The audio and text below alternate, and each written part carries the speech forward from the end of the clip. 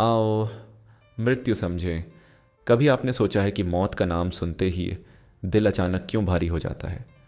कभी महसूस किया है कि मृत्यु शब्द में डर कम और गलतफहमी ज़्यादा है? शायद इसलिए कि हमें किसी ने सही से समझाया ही नहीं। जीवन में एक साधु था, वह हमेशा मृत्यु को लेकर असहज रहता था। ये डर उसकी छाया की तरह उसके साथ चलता था। लेकिन एक रात जंगल की शांति में बैठा हुआ उसने एक अजीब सी बात महसूस की। मृत्यु कोई बाहर की घटना नहीं है, वह तो हर दिन उसके भीतर हो रही थी।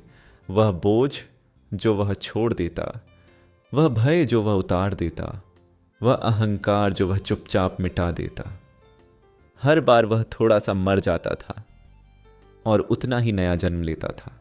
तभी उसे लगा, अगर यही मृत्यु है तो ये डर नहीं, ये तो शांति है।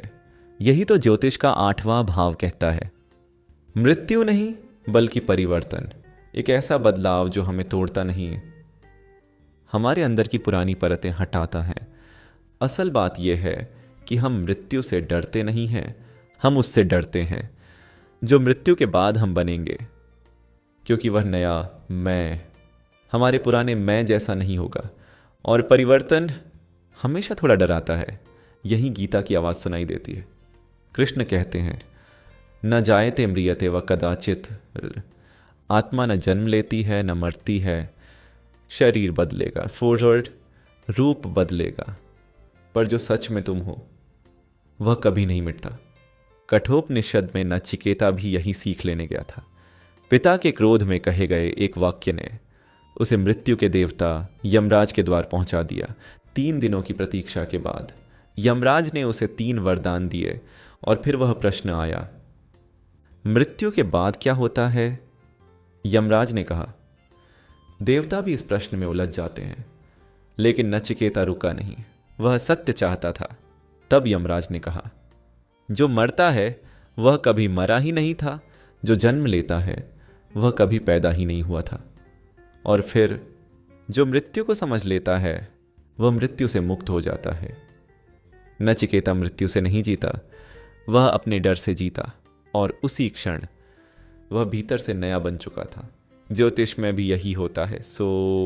जब 8वां घर सक्रिय होता है, रिश्ते बदलते हैं, नौकरी टूटती है, पुरानी पहचान हिलती है। हम पूछते हैं क्यों, और 8वें घर चुपचाप कहता है, मैंने तुमसे कुछ छीना नहीं, मैं बस वह हटा रहा हूं जो अब तुम्हारे काम का नहीं। शनि कहते हैं, जो झूठा है वह टूटेगा। केतु कहते हैं, जो तुम्हारा नहीं है वह तुम्हारे हाथ से फिसल जाएगा। यही तो इनर डेथ है, और यही इनर रिबर्थ। जरा सोचिए, किस चीज को पकड़े पकड़े आप थक चुके हैं? कौन सी स्मृति, कौन सा डर, कौन सा रिश्ता, कौन सी पहचान? शायद उसकी मृत्यु का समय आ गया है, और शायद वही आपकी आज़ादी की पहली सीढ़ी हो। मृत्यु जीवन का विपरीत नहीं है, मृत्यु तो जन्म का दूसरा सिरा है। जीवन इन दोनों के बीच बहता है।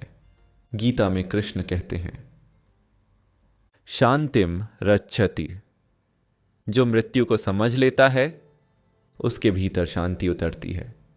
तो जब अगली बार मृत्यु शब्द सुने, घबराइए नहीं, एक पल रुकिए, सांस लीजिए और खुद से पूछिए, मेरी जिंदगी में क्या धीरे धीरे मर रहा है और मुझे जाने नहीं दे रहा? अगर यह बात आपके भीतर उतर जाए तो आपने मृत्यु नहीं, खुद को समझना शुरू कर दिया है। और हां, अगर यह बात आपके दिल को छू गई हो तो लाइक, शेयर और सब्सक्राइब ज़रूर करें, क्योंकि शायद किसी और को आपकी एक शेयर से जीवन थोड़ा हल्का, थोड़ा साफ, थोड़ा शांत दिखाई देने लगे।